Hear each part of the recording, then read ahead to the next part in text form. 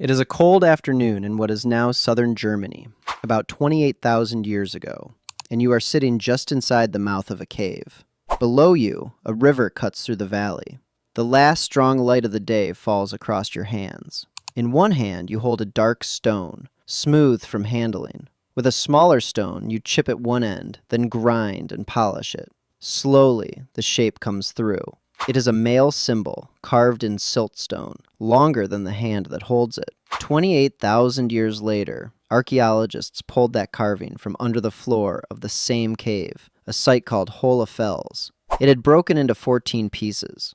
The team fitted them back together and measured the object at about 19 centimeters. That measurement raised an awkward question. Was this a simple tool, or one of the oldest personal objects ever found? The honest answer is maybe. Nicholas Conrad of the University of Tübingen, who led the excavation, chose his words with care. One side of the stone carries scars of the kind left by striking flint. So it may have been a tool shaped like a male symbol, or a symbol that also did the work of a tool. And who knows? Maybe the person who made it used it both ways. And that is the question at the heart of this story. When ancient people carved the human body larger or smaller than life, what were they trying to say? Were they praising size, laughing at it, or putting it to work in belief and ritual? A stone cannot answer.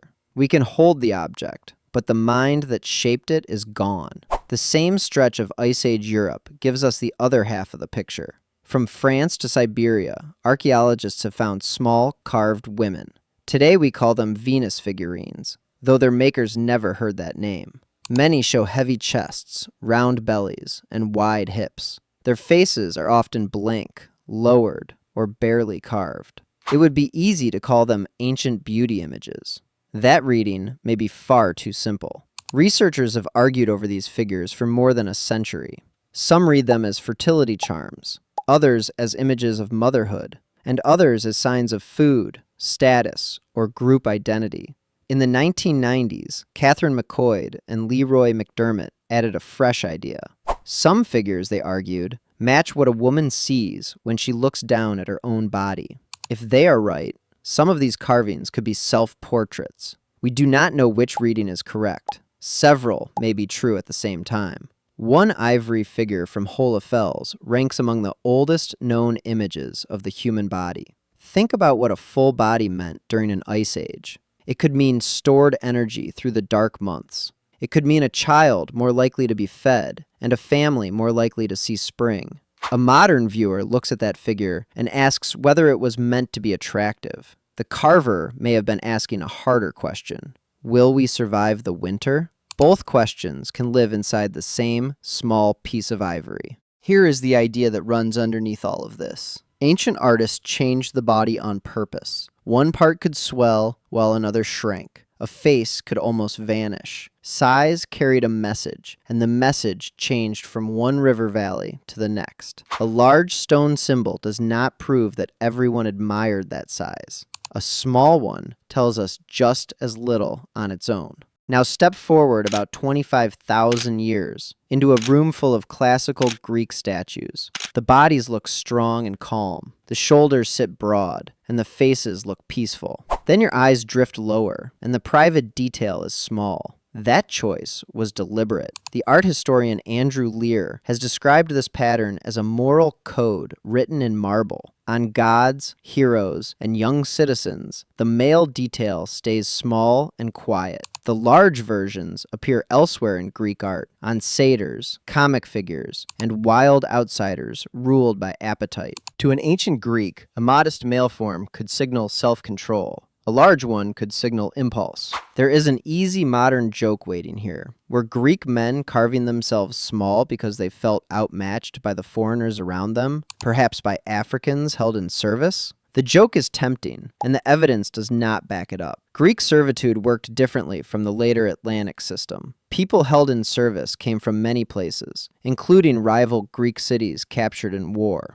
Africans do appear in Greek art, yet they formed one part of a much wider population. Nothing in the surviving record suggests that worry about size guided Greek sculpture. The likelier driver was morality and politics. In the Greek mind, the muscles could bulge and the jaw could be perfect, but appetite had to look quiet. The ideal citizen needed to rule himself before he could rule anyone else. The larger symbol never left daily life, though. It simply belonged to a different corner of the ancient world. Greeks and Romans set up herms beside doors, roads, and borders. A herm was usually a square stone post topped with a head, often tied to the god Hermes, and on its front sat the male detail as a bold, protective sign. To ancient eyes, this guarded the space and warned off bad luck at the boundary. Romans shrank the same idea into fascina charms, tiny protective male symbols hung from necks and doorways to turn away the evil eye.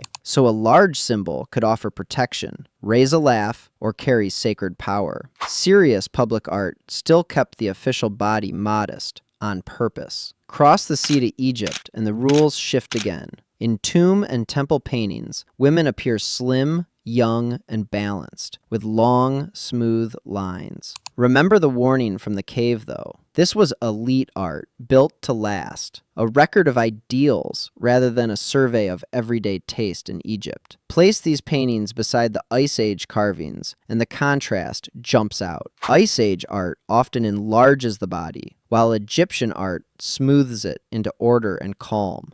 Head north into the Aegean, and the Bronze Age Cycladic figures go further still. These pale, marble women stand with folded arms, their faces nearly empty, often just a nose. The whole body softens into clean, quiet shapes. Did these islanders simply prefer slighter figures? We cannot know. The style reduced the body to its outline, and a style makes a poor record of private taste. When the Greeks later carved women, the same love of balance took over. Stand Aphrodite beside an Ice Age figurine, and the difference is plain. The goddess is moderate everywhere, calm and even. The Greek male ideal kept the private details small, and the Greek female ideal kept the whole figure restrained. Both grew from the same root. Rome borrowed heavily from Greece, and its public art usually showed controlled bodies. Rome also left behind its other face. On clay lamps, on charms, and in the wall scribbles of Pompeii, the body turns loud, rude, and comic. Two Romes existed at once, one carved for the Forum, and one scratched into plaster by people having a laugh. One of the most useful ancient views comes from India.